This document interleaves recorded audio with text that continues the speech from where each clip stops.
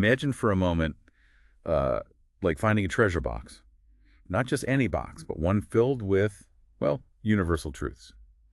Secrets about living a really happy, meaningful life gathered from wise people across time, famous writers, spiritual teachers, leaders. Today we're doing a deep dive into this kind of collective wisdom.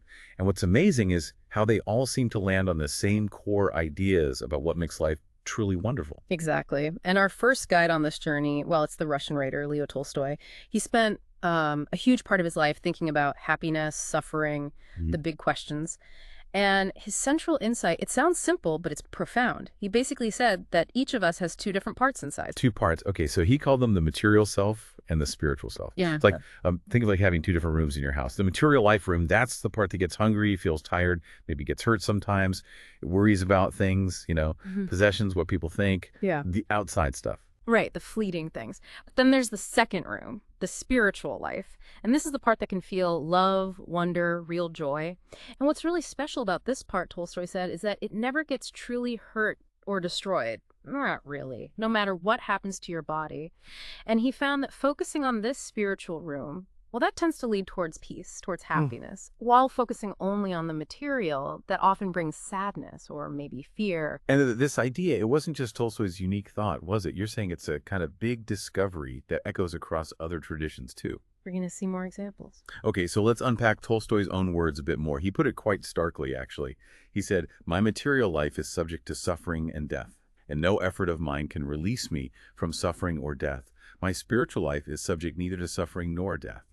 Quote, "Therefore, salvation from suffering and death lies in only one thing, in the transfer of my conscious self from the material to the spiritual." That's pretty direct. It is direct. And what's fascinating here is how this same core idea, this distinction, it resonates so strongly in other places. You can connect it, for instance, to the Bible. Luke 22:42 says, "Yet not my will, but thine be done," which you could interpret as choosing to trust something bigger, something more loving, rather than just listening to your own scared, worried mind all the time. It's in alignment. And you see something similar in the Talmud, too. It says, "The essence of love of God is in the desire of the soul for its creator, for unity with this higher light." Meaning the deepest part of us, our soul, it naturally wants to connect with something, well, bigger and more beautiful than just our everyday worries, right? A kind of yearning for that higher connection. And then you look in ancient India, the Yeah. Brahma's wisdom says something remarkably similar. This eternal beginning in you has always existed. It exists now, and it will always exist. Its time will never end. Yeah. So it's like saying that this loving, peaceful part of you, it's not something you create. It's just there, Yeah. always. Like a candle flame that never really goes out, even if the wind blows. Exactly. It's enduring. So putting this back together, Tolstoy kind of synthesized it by saying, that which we understand as the happiness or unhappiness of our animal self depends on the highest spiritual will, which really highlights how our everyday feelings, our ups and downs, are deeply connected to which part of ourselves we're choosing to live from moment to moment, the material or the spiritual. Okay, understanding that split is one thing. But the big question, I think, for everyone listening is, how do you actually do that? How do you learn to spend more time in that spiritual room, connect with that peaceful part? Well, Tolstoy had a really wonderful answer for that. He said, "The way to understand this world is to understand your inner self. With the help of love and by virtue of the love of others, we understand other beings, people, animals, plants, stones, heavenly bodies," goes on, but the key is love. And we understand the attitudes of these beings to themselves, and these attitudes create the whole world as we know it. So love is the way in. Love. So it's not just a feeling. It's Yeah. like putting on a special pair of glasses. It helps you see and understand things, people, everything on a deeper level. Your pet, a tree, the stars even. Precisely. It's a way of knowing, a way of connecting to the essence of things. And this really connects with something Maya Angelou said, doesn't it? She said, "The desire to reach for the stars is ambitious. The desire to reach hearts is wise." I like that. So ambition is fine, reaching for big goals, but reaching hearts, connecting with people, understanding them through love, that's where the real wisdom lies. Exactly. It suggests that learning how to connect with and genuinely care for other people's inner world, their hearts, is actually more important, more transformative than just achieving external things. This sounds, well, really insightful, but how does it work practically? I mean, when you're just, playing with friends or trying to get homework done or dealing with problems, how does love as understanding show up? That's a great question. Marcel Proust, in his book Remembrance of Things Past, gives a really interesting example. There's a character, Swann, and Swann falls deeply in love with a woman, Odette, but it wasn't really about her looks or money. It was because of the beautiful moments they shared, like a particular piece of music at a concert that just captivated him when he was with her, or small gifts she gave him. These shared, kind of heightened moments. Proust says they poeticized her in his mind. And he notes how shared moments of exuberance have immense seductive pull. It's about making ordinary things feel special through shared feeling. That's fascinating. Makes me think of something from Robert Greene, his Daily Law. He says, any kind of heightened experience, artistic or spiritual, lingers in the mind much longer than normal experience. Mhm. So it's like when you approach things with that attention, that loving presence we talked about, even normal moments can become special, memorable. They get that poetic resonance, as Greene puts it. It's about the quality of attention. Exactly right. Think about it yourself. Think about a time you were really happy, really engaged, maybe building a fort as a kid, or having a great picnic, or finally understanding something difficult. Those moments felt different, didn't they? More alive somehow, more colorful, more important than just regular everyday moments. Those are the heightened experiences, often tied to that spiritual connection. Okay, so if this loving, peaceful part is always there and it feels so good, why don't we live in it all the time? Why do we get angry or scared or, just mean sometimes? What gets in the way? Ah, the obstacles. Well, Bruce Lee, the martial artist and philosopher, he had some wisdom on that. He warned, a quick temper will make a fool of you soon enough.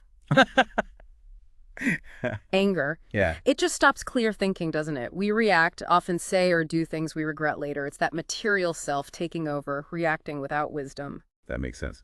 And then there's pride. Thomas Merton, the monk and writer, he said, pride makes us artificial, humility makes us real. Pride isn't just thinking you're the best. It's also that constant worry about how you look, needing approval. Mm.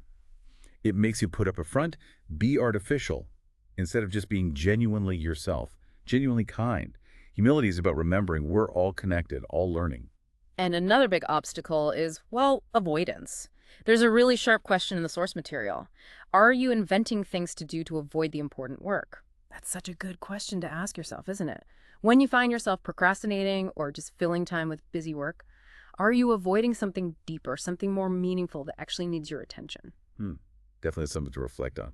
So let's shift a bit. How does all this wisdom about the two selves, love, avoiding anger and pride, how does it apply to being a good leader? Or even just a good friend? Well, Bill Owens, who's studied leadership, he defined true leadership not just as being in charge, but as guiding others to success, ensuring everyone is doing their best, doing the work they're meant to do, and doing it well. And when you think about it, if you're operating from that loving, peaceful part of yourself, that spiritual self, you naturally want to help others succeed. It's not about ego or control. True leadership comes from the heart. It's about genuinely caring and wanting others to flourish. It creates an atmosphere where people feel trusted, capable, like they can do anything. That resonates. It's like a great teacher or coach who makes you feel capable, not just tells you what to do. Exactly. And Winston Churchill nailed the core of it with that simple line, attitude is a little thing that makes a big difference. That attitude he's talking about, it's the choice we make inside. Are we choosing courage, kindness, hope, or are we defaulting to fear, selfishness, negativity? That inner choice makes all the difference in how we lead and interact. Okay, I love this next bit. It's a slightly different angle, maybe more playful. It comes from the comedian Aziz Ansari. Ah, yes. His advice was, steal as much wisdom from other people as you can. Uh-huh, yeah. Obviously not literal stealing, but he means remember the good ideas, the wise things you hear or read, and actually use them in your own life. Absorb them. And that's pretty much what we're trying to do right here in this duck dive, isn't it? We're stealing, or maybe assimilating is a better word, wisdom from Tolstoy, Angelou, Lee, Proust. And the great thing is, when you steal wisdom like this, the original person loses nothing. In fact, when you use their insights to become, say, kinder or happier or more helpful, you're actually honoring them. You're making their wisdom live on. That's a fantastic way to look at it. So let's bring it back to that core idea, the one that seems to run through everything. This idea of the unchanging part of you. Remember the ancient Indian teachers. This eternal beginning in you has always existed. It exists now, and it will always exist. Time will never end. That's quite a statement. It's huge. It means that even when you feel awful, sad, scared, angry, that core, loving, peaceful part of you is still there, unchanged, whole. It's like, like having a best friend inside you who never ever leaves, even when you're having the worst day. It's just patiently waiting for you to remember it's there. And that links back to Tolstoy's point, too, that our sense of happiness or unhappiness in our animal self ultimately depends on connecting with that highest spiritual will, that deeper consciousness. Okay, so the final piece then is, how do we practice this? Hmm. How do we make remembering and connecting to that loving, peaceful part a daily thing? What are some simple ways? Well, here are a few ideas drawn from the sources. Start your morning, maybe before checking your phone, just by feeling grateful for one good thing in your life. Anything. When you're talking to someone, try to really listen. Don't just plan your reply. Ask yourself, maybe silently, how can I help this person feel understood? Notice beauty. When you see a flower or a sunset, or even just the way light falls, take a real moment. Just notice it. Feel amazed by it for a second. If you feel anger rising up, remember Bruce Lee. Take a deep breath. Pause. Ask yourself, okay, how can I respond from my loving, wise part instead of this angry, scared part? And even with chores or homework, things you might not love, try to find something to appreciate. Maybe it's learning responsibility or helping your family or just growing your brain. Find the value. Those are all great practical starting points, and they tie back beautifully to that Proust idea, the secret of beautiful moments. Mm. When you pay attention like that, with love, with gratitude, even to small things, it's like magic. It makes ordinary experiences feel extraordinary. It helps you remember what's truly important, and slowly, steadily, it helps you learn to live more and more from that peaceful, loving part of yourself. It builds that connection. So wrapping this up, what we've seen today from all these different wise people, different times, different places, is the same beautiful truth, really. Inside each of us, inside you, there's this source of love, peace, and wisdom. And it can't be destroyed. Learning to live from that core part of ourselves, well, that's probably the most important adventure we can ever have. Absolutely. And look, this doesn't mean life suddenly becomes easy or that you'll never feel sad or face problems again. That's not realistic. But when you know how to return to that loving, peaceful part inside, you find you can handle whatever comes your way with more courage and definitely more kindness. That's the real strength. And when we learn to live more from our hearts, we just naturally become better friends, better students, better family members, better people, really. You start to see the world with a bit more wonder, maybe treat others with more kindness, find real joy in simple things. It changes your whole perspective. So as you go about your life, just remember that you carry this treasure box of wisdom with you, always. You can keep stealing those good ideas from people you meet, books you read, experiences you have, and maybe someday you'll have your own wisdom distilled from your life to share too. That loving, peaceful part of you. It's just there, waiting patiently for you to remember it. Every time you choose kindness over being mean or wonder over worry or love over fear, you're living from your truest, best self. And honestly, that's the most beautiful way to live.